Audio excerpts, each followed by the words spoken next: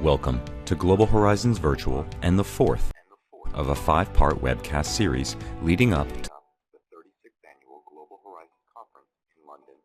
the 36th Annual Global Horizons Conference in London 2021. Both result from a unique partnership between Oxford Analytica, the pioneer of geopolitical analysis, and the Conference Board, the leading business think tank providing insights for what's ahead. Today, we'll discuss the insights from EY's latest Geostrategy Survey and the Conference Board's C-Suite Challenge Survey COVID-19 Special. Please engage in this important conversation by asking questions, downloading the presentation, and sharing this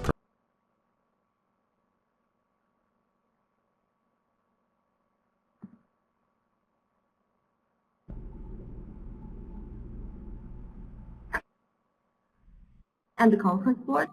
Many of you might have attended at some point Oxford Analytica's conference on geopolitical, economic, and business issues in Oxford.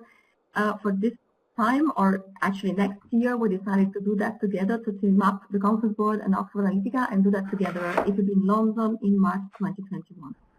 In the meantime, we decided to organize a series of virtual gatherings on topics related to geopolitics, globalization, technology, innovation, and ESG. And we want to thank you, EY, for sponsorship this initiative. Today, we will talk about geopolitical risk and the economic challenges viewed from the C-suite. And as you've seen in the introduction, we will share the results from 2 surveys. And I will pass the floor in 1 second to my co-moderator, Megha Kumar from Oxford Analytica, to tell you more about that. In the meantime, let me share with you a couple of housekeeping rules. So first of all, you can earn CP credits from watching this webcast, so please note that these are available only if you are following live, and you will have to click OK when 3 pop-ups appear on your screen. And then the second thing is that we like a lot when webcasts are interactive, so please use the chat box at the bottom of your screen. You can type your questions or type a comment, and Megha and I will pass it to the panelists today. And there will also be a couple of polls. We will actually start very soon with one of them, so don't get distracted because we're going to ask you a question before you can ask us questions. Now, this said, I'm going to give the floor to Megha to tell us exactly what we're talking about today. Thank you, Ilaria. So, as all of you will know, that we are in the midst of the worst global pandemic since the Spanish flu, and the WHO warned last week that the worst may yet to be. We also know that the global economy faces its steepest contraction since the Great Depression, and the OECD expects global GDP to dip to maybe 7.6% this year in its worst-case scenario. Now, corporate leaders expect these intertwined health and economic challenges to both have a lasting impact as well as a transformative impact. We expect, for example, a near-term slump in revenue and a longer-term shift towards flexible working. We expect geopolitical risks to rise and to affect sectors well beyond trade and technology. The 2 surveys that form the backbone of our webcast today fundamentally reveal this. The core corporate challenge right now is not just to get ahead of this storm. Rather, it is to get ahead of it in a way that corporates can harness its extraordinary disruptive power. To illuminate what these corporate challenges are and how corporate leadership is dealing with them, I am joined today by a top panel. David Kelly leads global strategy at JP Morgan. Courtney Rickert-McCaffrey co-leads EY's Global Geostrategic Business Group. Jürgen Pingren chairs the board of directors at Descartes. And Ataman Ozi-Yildirim leads global and economic research at the Conference Board. I am Megha Kumar. I am Deputy Director of Analysis at Oxford Analytica, and as my co-moderator Ilaria mentioned, today we will be chairing the session. Without further ado, Ilaria, let's get cracking. All right. So perhaps let me tell you very few words about the first survey that we're going to discuss. That's the CC Challenge. It's normally a survey that we run at the conference board in around September, October. We've been doing that for 20 years, and we normally ask, okay, CEOs and C-suite, what keeps you awake at night, and what do you expect to be a big thing next year? Now, exceptionally, for the first time, we decided to run the survey just before summer. So the survey was out between mid-May and mid-June, and we asked CEOs and the C-suite what they think about, what type of recovery they expect, and perhaps even more important, what type of long-term impact they expect from the COVID-19 outbreak. So we got about 1,300 replies at this round, and half of them more or less are CEOs. But as I said, before we show you the results, we would like to launch the first poll, so to ask you actually one of the questions from the survey, and then we will compare the results. Thank you. So based on my current knowledge, I expect the post-COVID-19 recovery scenario for the economy to be V-shaped, fast recovery in third quarter of 2020, U-shaped, extended contraction through the third quarter, W-shaped, second contraction in the second half of 2020, L-shaped, longer-term growth constraints. V-shaped, U-shaped, W-shaped, or L-shaped. I think we're getting lots and lots of responses. I think we also see a rather clear pattern here. Yeah. It's a bit changing. Nobody believes in a V-shape, I can tell. What a surprise.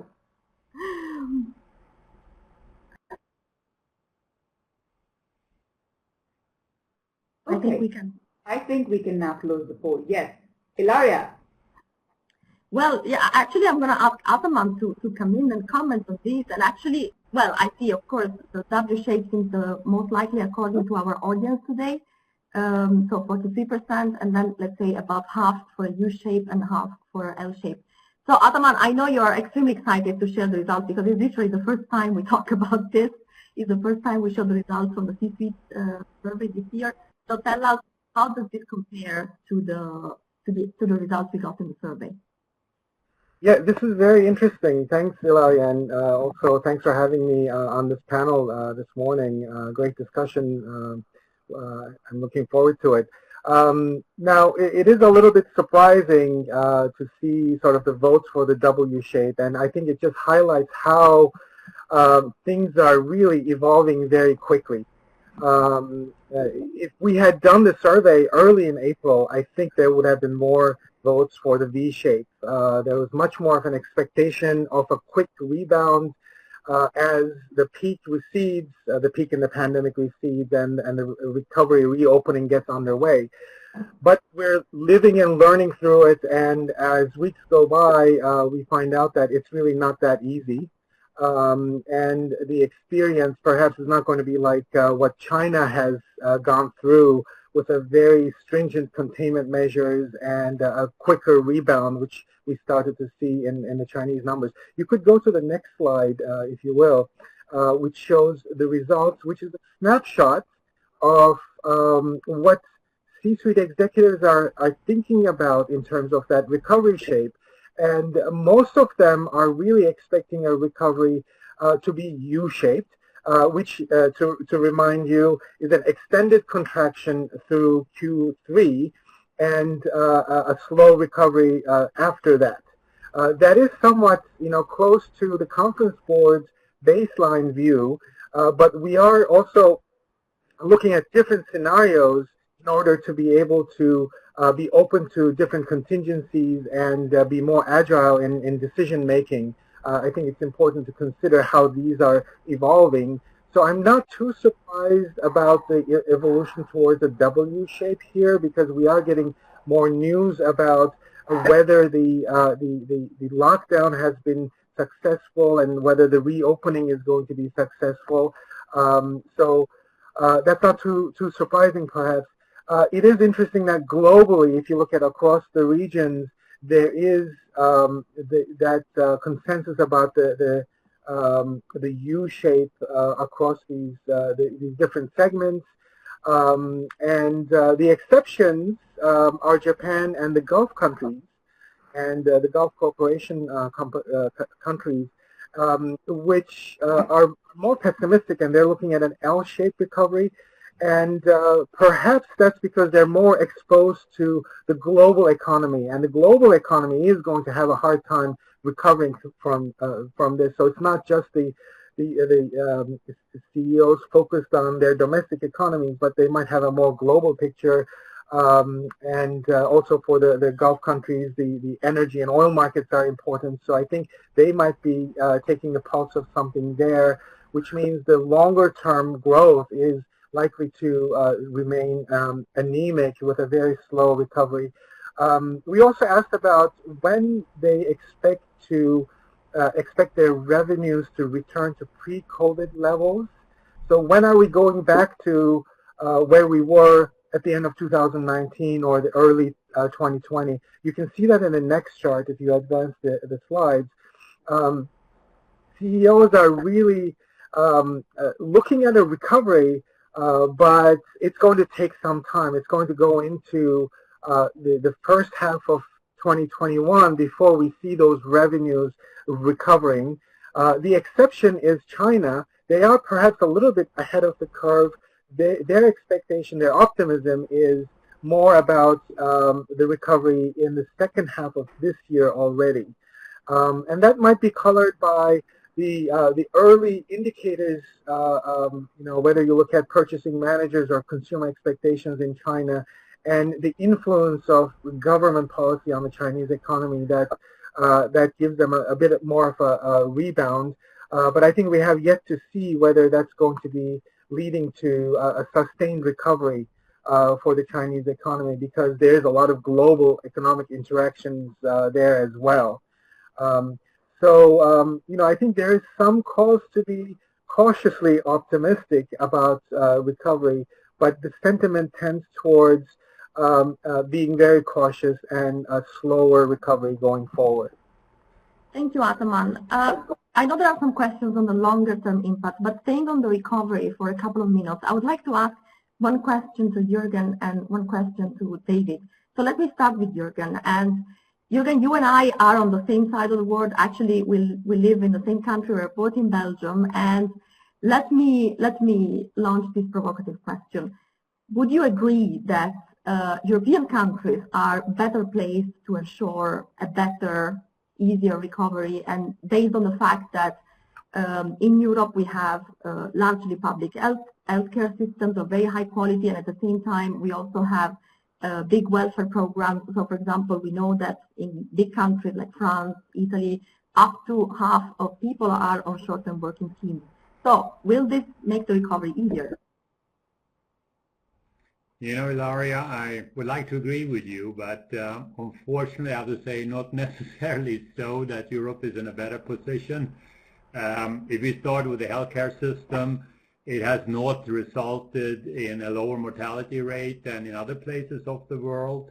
And I think the people here doesn't have the confidence that it can handle a second wave without another lockdown. So I think the public health care system here doesn't get the consumer or the business community the confidence that without lockdowns that we can handle this type of epidemic. So I think that is not going to help us recover.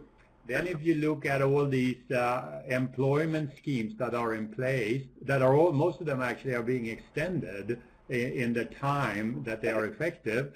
And there too, it's done almost out of panic because you fear mass unemployment, and it's to support the labor market. And it might help to keep demand up because there are not many job vacancies. They're the lowest in the last 3 to 5 years. But you keep demand up, but you are really not improving the structural, let's say, adjustments that need to be done. You keep unhealthy companies maybe alive too long. Some of these schemes go on 18 months. And if you look at the travel industry, to keep supporting these companies when we know that structurally demand is probably not at the same level in the future, it would actually be better to restructure some of these companies. So these employment schemes that are in effect, they maybe help in the short term, but if they stay in effect too long, they're going to hinder the structural adjustments that need to take place because of fundamental shifts in demand. So we need to move here from protecting the economy to much more supporting creating jobs. And there, of course, consumer confidence is picking up, so demand should be picking up, but the outlook for spending from the consumer side is still very cautious. So I think government needs to stimulate demand in the state of investment support for companies, tax reform, cutting value-added taxes to also help consumption, lower fees. So I see more that they need to make it support the businesses, and that creates demand rather than continue these employment schemes for too long. Thank you for sharing. Their medicine to the recovery, I cannot say it's going to make us recover any sooner. I think your chart shows that, right? That the European CEOs don't think it's going to be a V-shape. They think it's going to be a long, slow U-shape. I don't know. Thank you, Jürgen. I don't know if, David, you can hear me, and I don't know if I can hear you. David, can you hear me? Okay, I see we have some problems. So yes. So perhaps I will ask you the question since you managed to join. I know there were some technical problems, so thank you for trying again. So what I wanted to ask you is about the distinction between manufacturing and the service sector, because we know. Oh. Yeah, can you hear me all right? If I'm not wrong, so I'm not going to ask the question. I'm going to keep it for later. Yes, I can hear you, but if you can't hear me, then we've got a problem. Next slide for Ataman, and maybe tell us about the longer term impact, and then perhaps I will come back to the issue of manufacturing and services after this. Yeah, thank you. Just to respond to Jürgen's comments a little bit before I do that. I think it's very much on track, because when we are looking at understanding the economic outlook, we quickly realize that what's going on in the economy is less about the economic or cyclical factors that we talk about the business cycle, but it's much more about what's going on with the pandemic and the public health measures.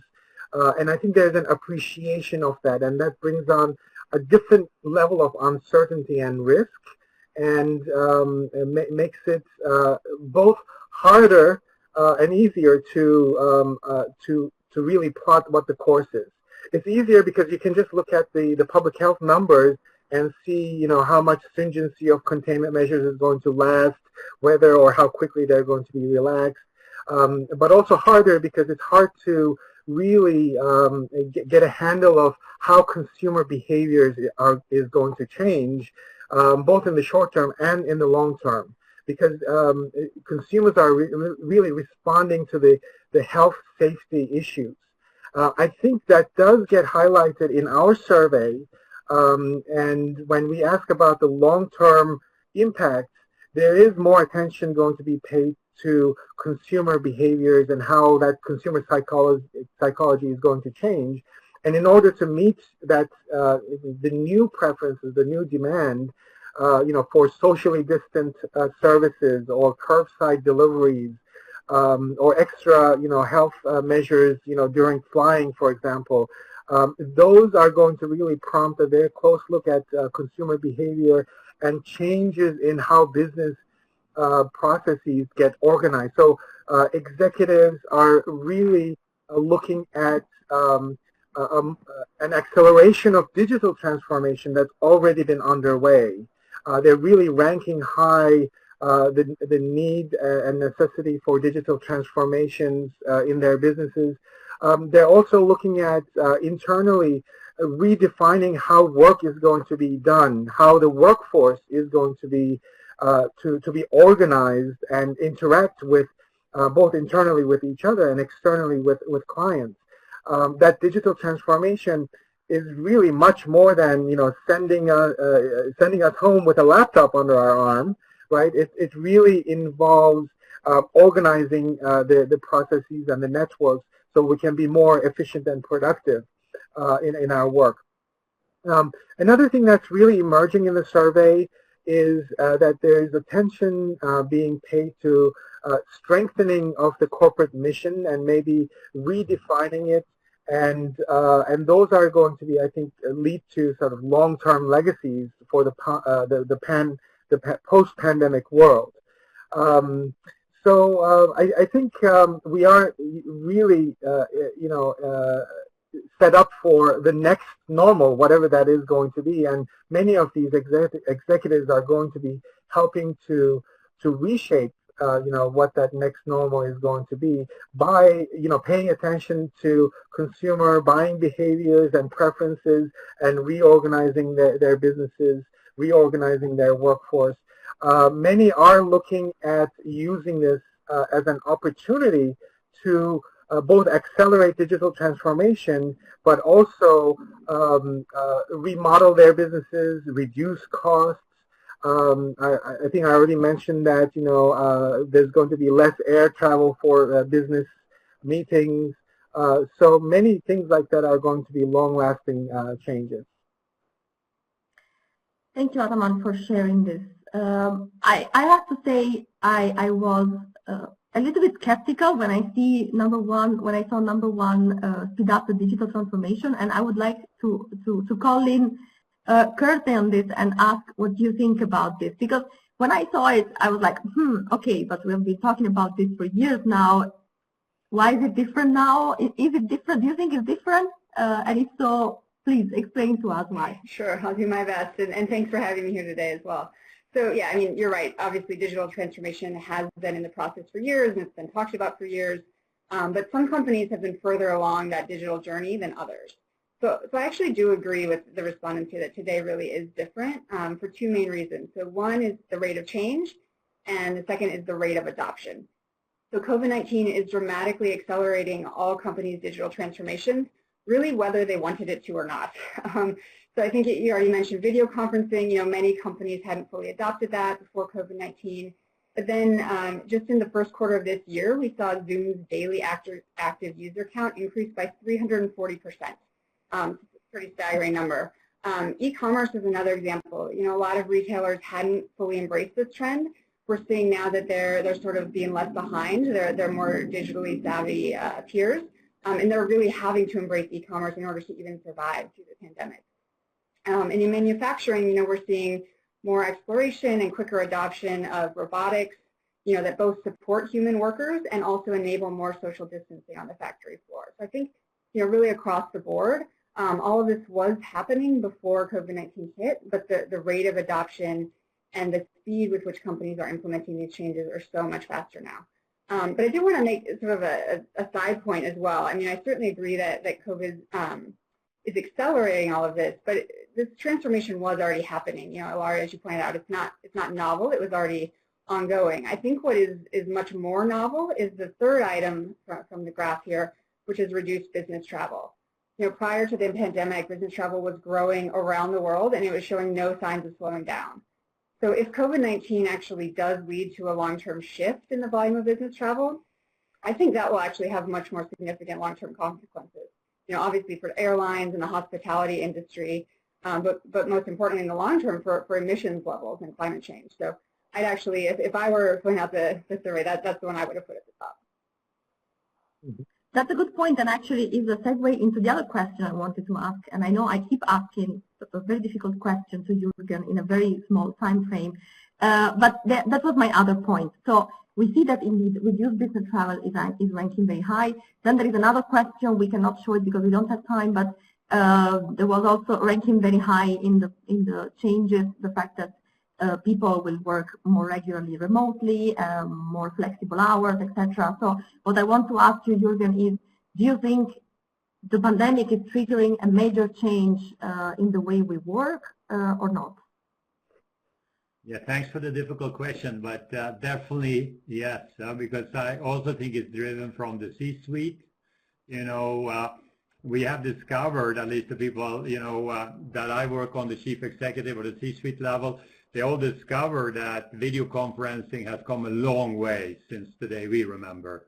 It has really, in this crisis, we learned all how you can use these new tools and how effective they were.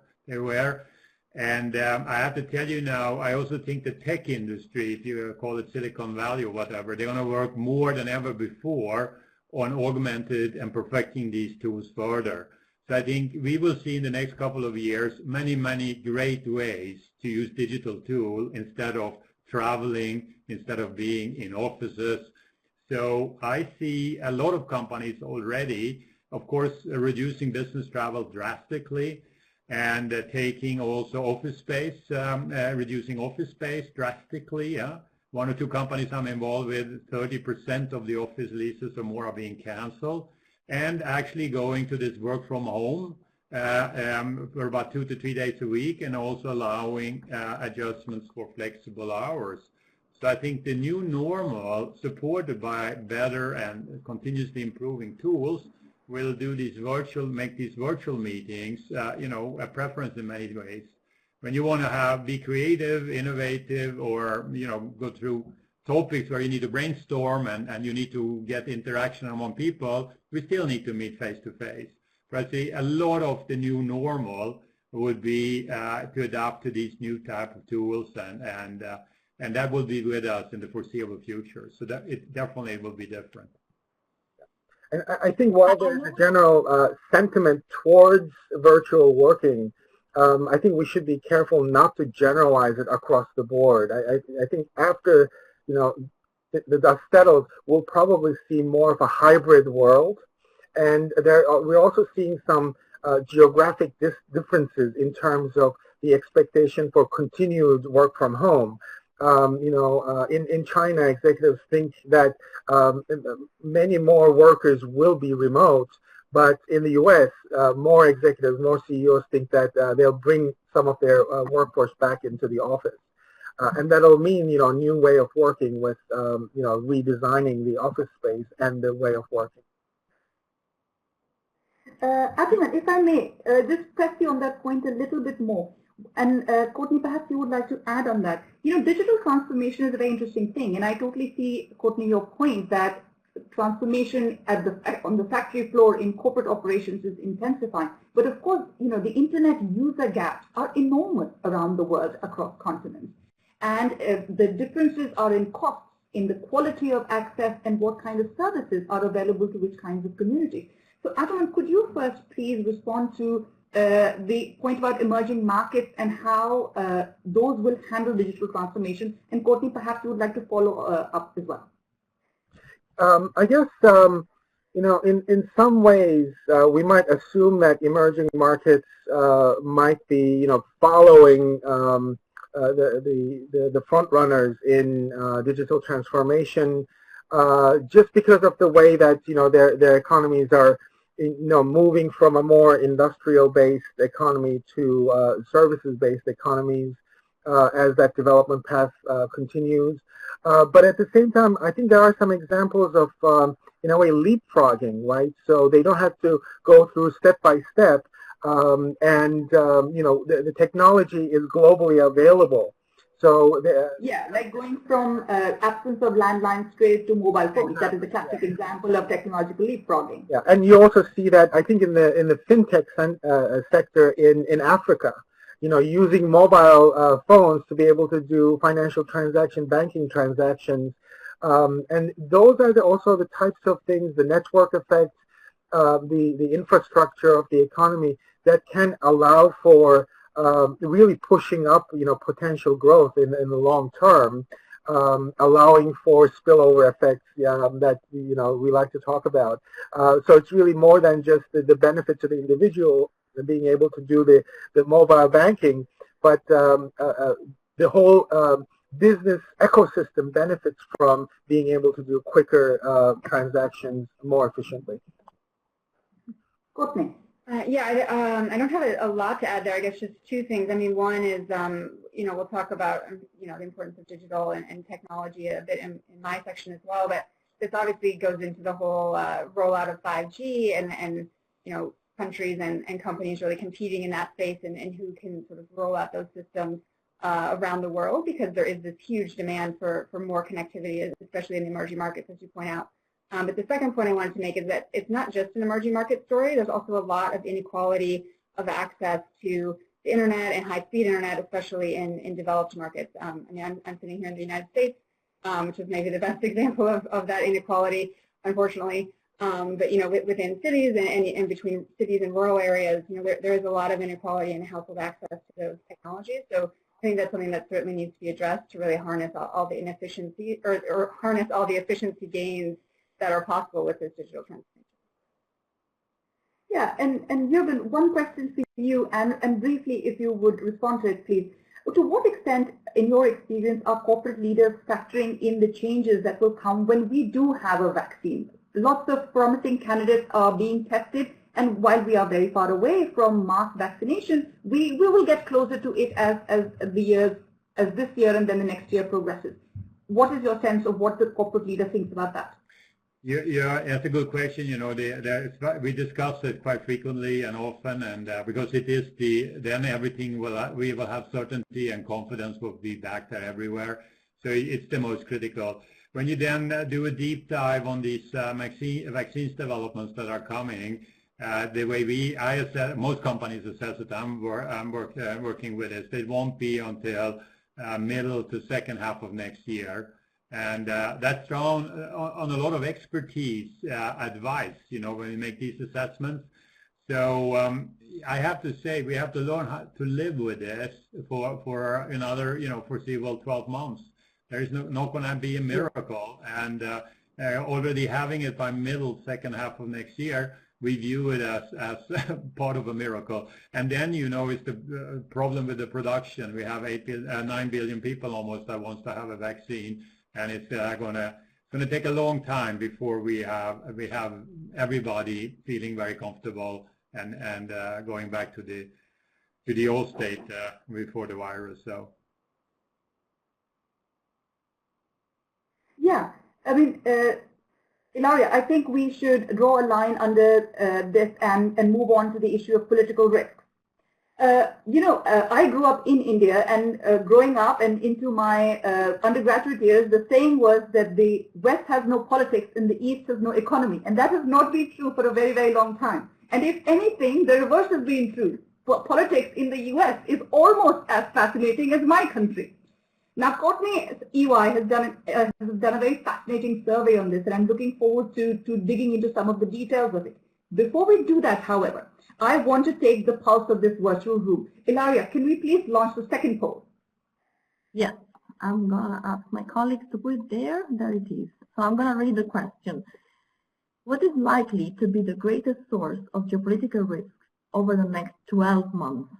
U.S. role in international system, EU post-Brexit, U.S.-China relations, role of China in international system, role of Russia in international system. So these are the 5 possible options. Again, I think this is a question asked also in the EY survey, so we're going to share also the results from the CCT audience, but let's keep it perhaps a few more seconds out. I see the answers are quite spread. Nobody voting for Brexit. Except in the UK. One person in this panel is sitting in the UK.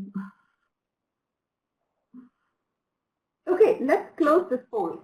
It's absolutely clear that the overwhelming majority think that U.S.-China relations in the U.S. role in the international system will be the top sources of political risk in the next 12 months. Before I ask Courtney to dwell into this, can I ask Jürgen and then Ataman for their quick response, a 30-second response list, please. Are you surprised with this result? Would you have chosen differently? No, I think it's right on. You could also, me sitting in Europe, I would have expected U.S.-Europe relations, but it doesn't match the U.S.-China impact and significance. So I think this is more or less what we expected. Ataman? Yeah, pretty much what I would have expected. I probably would have, split up my vote among the 3, U.S. in the international system, China in the international system, and U.S. and China. I think that is going to be a long-term impact. That's great. Courtney, I think this is a segue to you. Great. And if we could get the slide back up. Let's close the poll. Yeah. Perfect. All right, great. Well, yeah, so those results are really interesting in how they compare to our survey results of more than 1,000 global executives, which we conducted in late 2019. So just over half of executives say the effect of political risk on their company is higher now than it was 2 years ago. Another 48% said political risk is about the same level. So that means that fewer than 10% believe political risks have lessened in recent years. And all of that was before COVID-19 hit. So I think, similar to the Conference Board survey, the timing of these is everything. And so I would expect today that we'd actually see those numbers be even higher. One thing I wanted to point out, though, is the intensity of these effects does vary based on some company characteristics. So most strikingly, 72% of executives from the largest companies in our survey assess that political risk is higher or much higher than it was 2 years ago. And executives based in Asia Pacific are somewhat more likely to say the impact of political risk is higher than their peers in the Americas and in Europe. So what risks are front of mind for the global C-suite? So in the poll, you all had a subset of these options here available to you.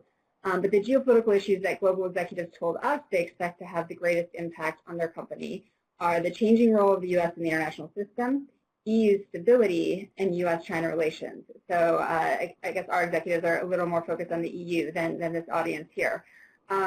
But the C-suite's perception of geopolitics appears to be local, actually, with executives from each region pointing to the geopolitical issues closest to home as the most impactful. So the question that's raised for us is, should they be focused on the risk closest to home? Does that make sense? So on the one hand, many companies' supply chains and sales footprints are concentrated within their home region, so that stands. But on the other hand, geopolitical risks emanating from far-flung markets can have significant impacts, particularly if a key component in a company's supply chain comes from the affected market. So, we don't need to look no further than a prime example of this, of how COVID-19 has affected global supply chains so far. Just moving to the next slide here. So, trade and technology are two items that we've consistently seen at the top of the geostrategy agenda in recent years. And the COVID-19 pandemic is actually amplifying the importance of both of these to the C-suite.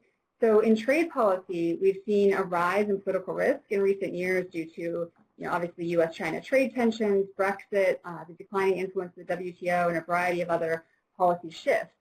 So all of this has created uncertainties about supply chain resilience, market access, and operating costs for companies all over the world.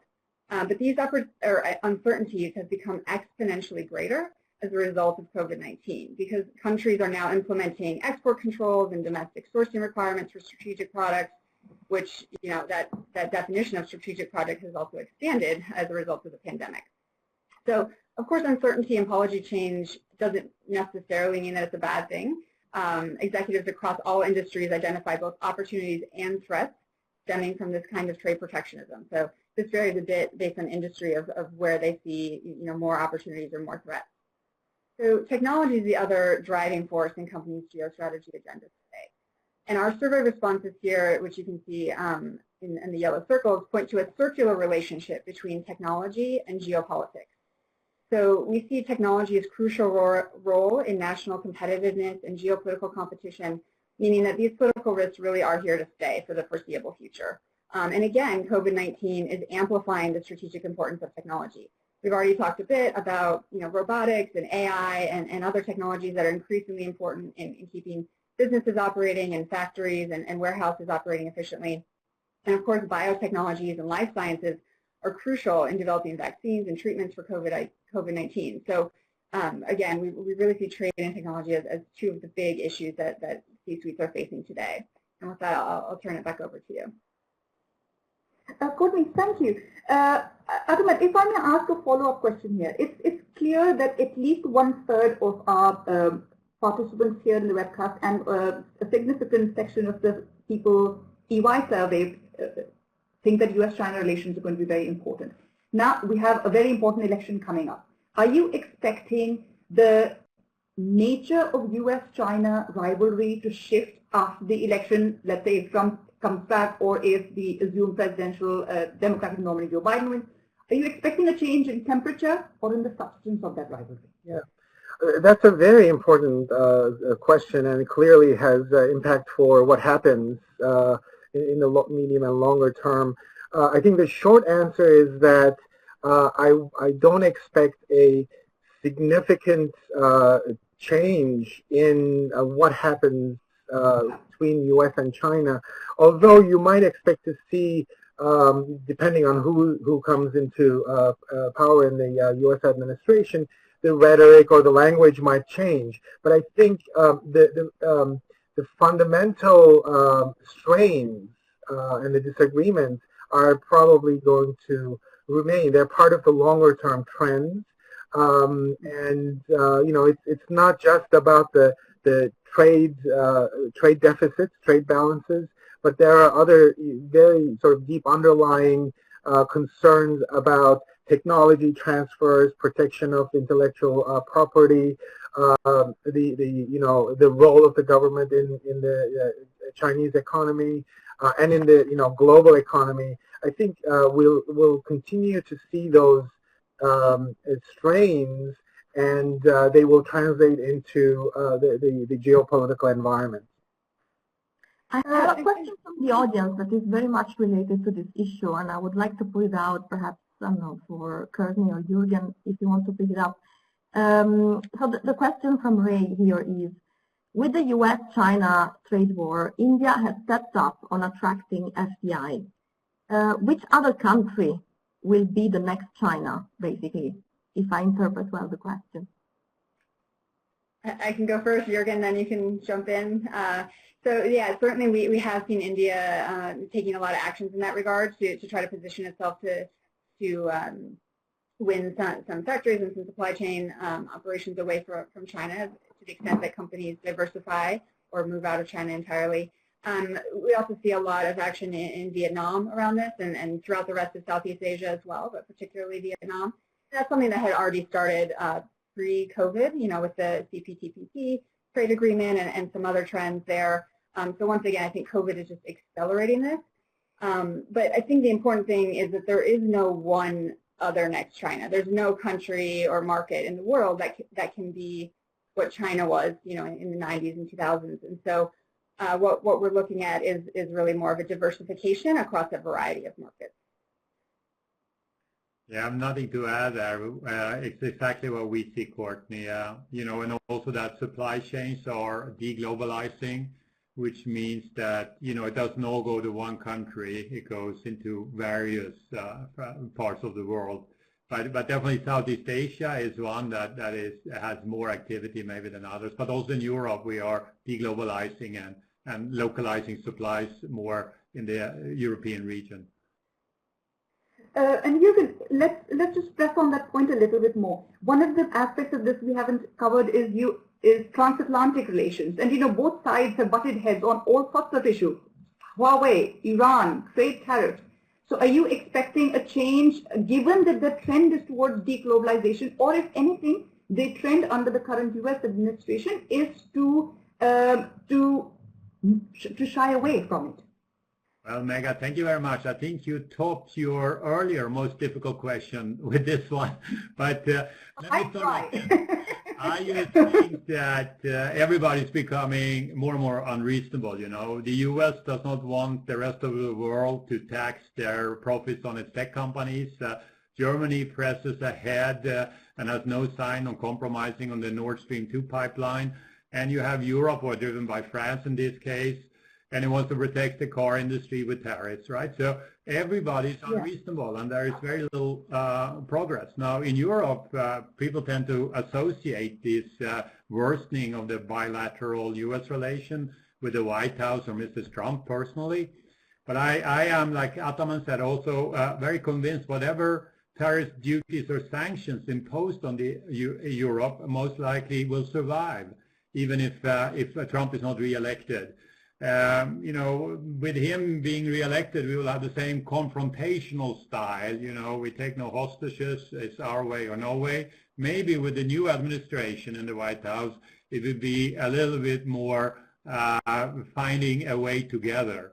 So it's probably more a matter of style than substance that will change with the re-election. Where does that leave the WTO? This is a question that one of our participants has also asked. where does this leave the WTO as an international arbitrator of trade disputes between major blocs?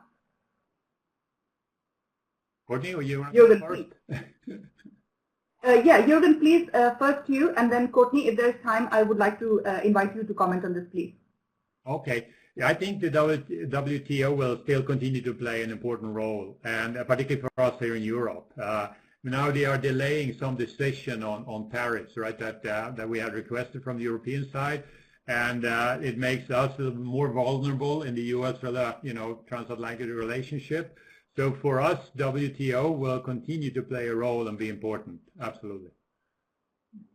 Courtney. I'm a little less bullish on the WTO. I hope you're right, Jürgen, but maybe it's just where I'm sitting. It seems like its relevance is waning right now. That doesn't mean it's going away, obviously, and that it couldn't come back stronger. But for right now, in sort of the near term, we don't see it playing a major role. Okay, well, finally, we have some disagreements. Otherwise, we were agreeing with each other too much. I think this is a moment that we should sort of advance the conversation forward and talk about how corporate leaders are thinking about political risk, what kind of tools they're deploying or thinking about in managing these risks. Courtney, please. Great, thank you. Yeah, so earlier I spoke about the political risks that are front of mind for executives. Now I'll talk a bit about how C-suites are taking action to address those risks. So first, as many companies are currently experiencing with their responses to the pandemic, we find that having an individual responsible and accountable for a particular risk is crucial. And this is true for political risk management as well. So encouragingly, from our survey, 70% of executives say that their company has an individual or a function assigned responsibility for political risk management. There is some geographic discrepancy here, though. So that's more than 80% of companies in Asia Pacific and Europe say that, but only about half of companies in the Americas say that. So the Americas is sort of the laggard there. And what we see is that the global C-suite hasn't reached consensus yet on where this primary responsibility for political risk management should sit. Our survey shows that it's held in a variety of different business functions across organizations. The most commonly cited are risk and finance or treasury, but each of those is only pointed to by about a quarter of global executives. So this may indicate that this sort of area of corporate governance, we haven't worked out best practices yet. Companies are still trying to figure that out. It may also be that the optimal solution differs from one company to the next, or between sectors perhaps. But for all companies, it's really important, we find, for the individual or the function responsible to have a voice in the design and implementations of initiatives across the company's key functions. So, we see the CRO or the CFO or really any individual with strategic cross-functional authority do seem like natural choices for the coordination of political risk management.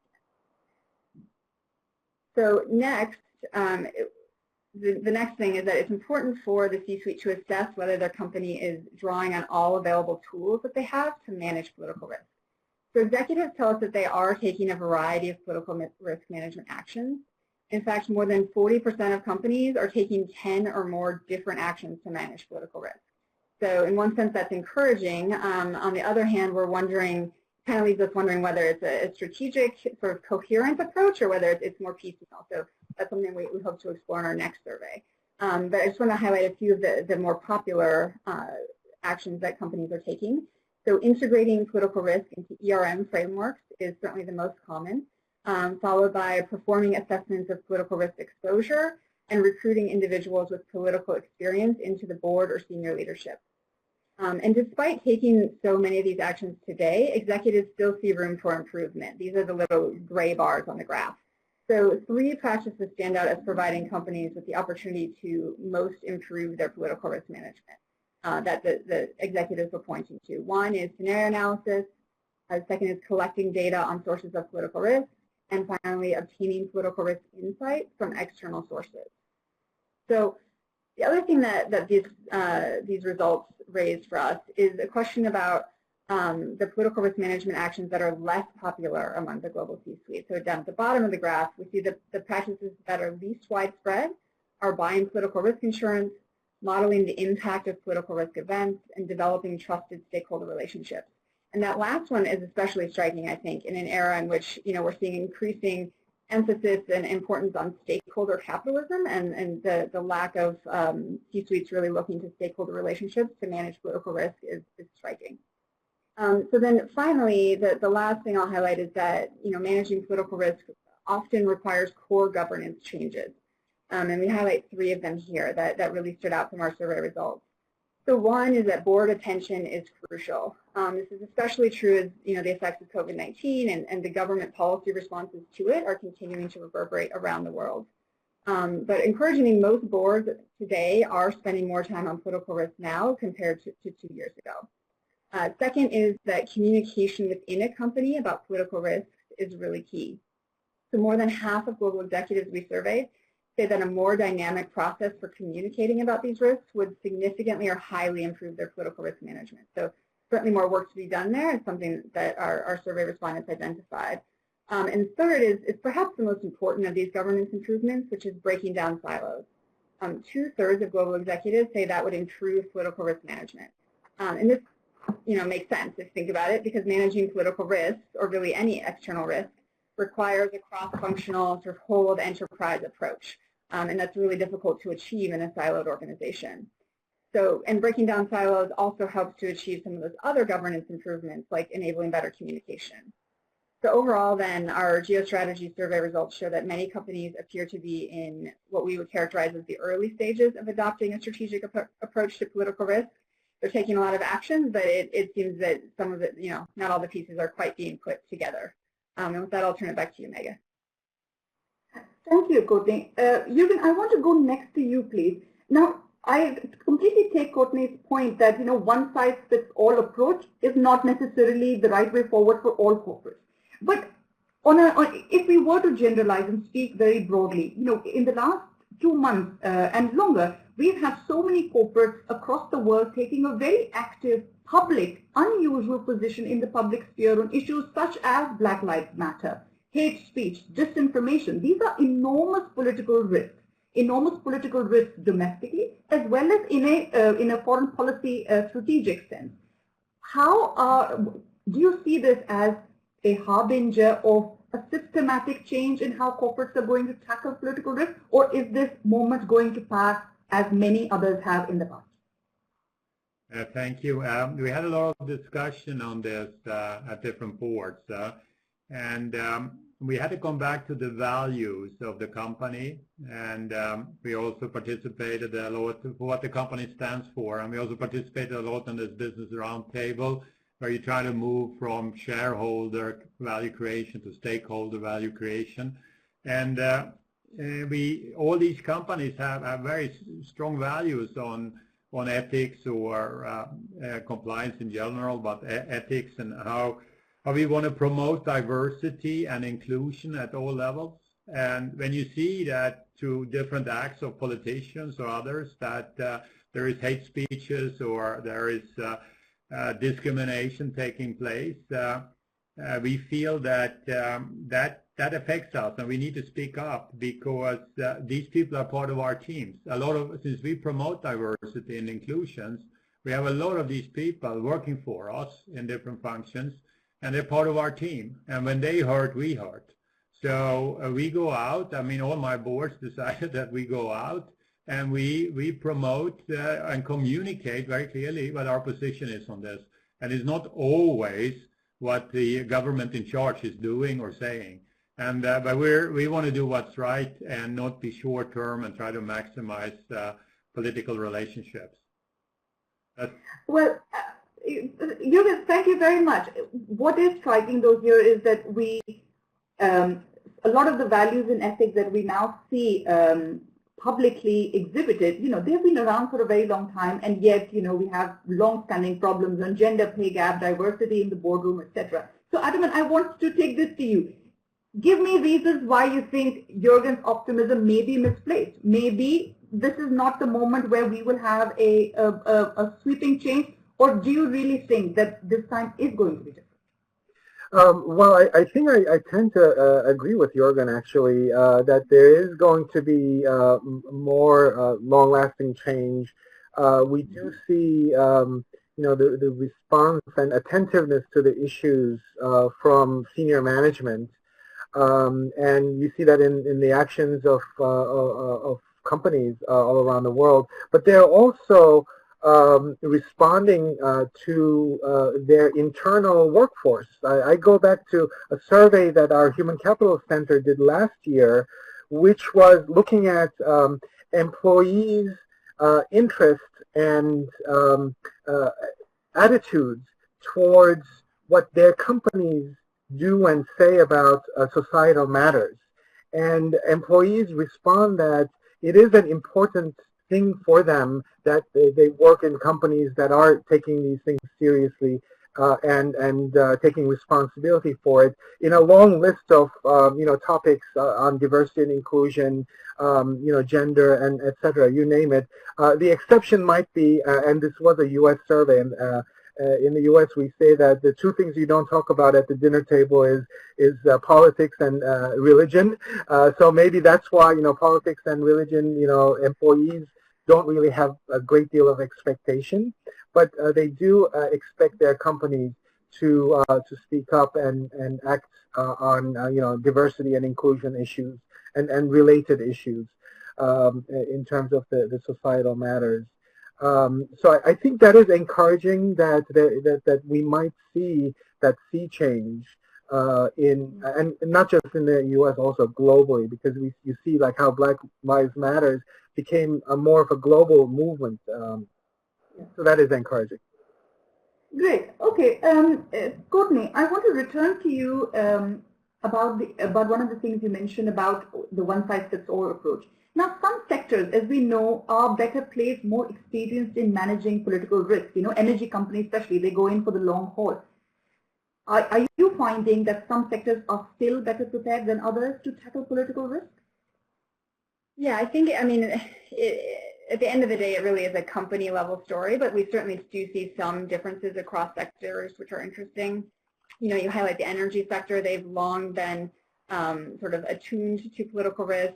Obviously, the social license to operate is a very important risk for many of them, and they've been dealing with for decades, and they've long been a leader in things like scenario analysis. And in fact, we see energy companies in our survey, those executives were the most likely to say that their companies perform scenario analysis to manage political risk, which was no surprise. We do see other companies, or other sectors sort of experiencing things differently. So one that I wanted to point out, which I think is interesting, is that the technology sector is sort of a laggard in terms of sort of identifying these political risks and also managing them. So that they were among the lowest level of respondents to certain risk management actions and things like that. And I think part of it is that because they've only recently come into crosshairs, but we think, to my earlier point about technology being such a strategic, national competitiveness issue, I think that we're going to see more and more political risks sort of focused around the technology sector. So that's certainly something that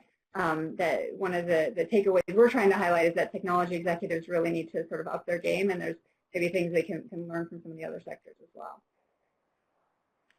This is a segue into one of the questions that our participants have asked. At Oxford Analytica, we find that a lot of the companies that work with us are using us as external providers of risk analysis precisely to tackle a potential conflict of interest within an institution on political risk. So we are external benchmarkers. In your experience, are corporates taking stock of this and diversifying their sources of analysis and critical thinking to avoid groupthink, to avoid conflict of interest? It's I would say it's not consistent enough.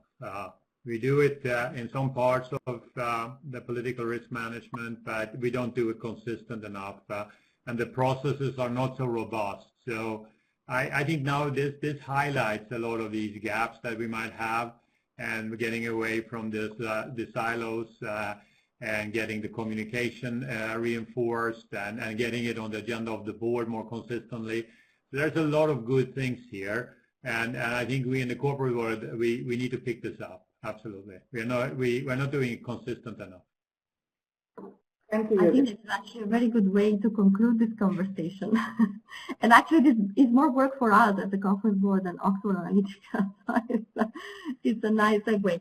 I've seen a lot of questions in the chat on the topic of globalization, deglobalization. So if you're interested in this topic, you can see here on the slide that there will be another conversation just on this next Thursday. We didn't have time to talk about this, so please join the conversation same time as today next week.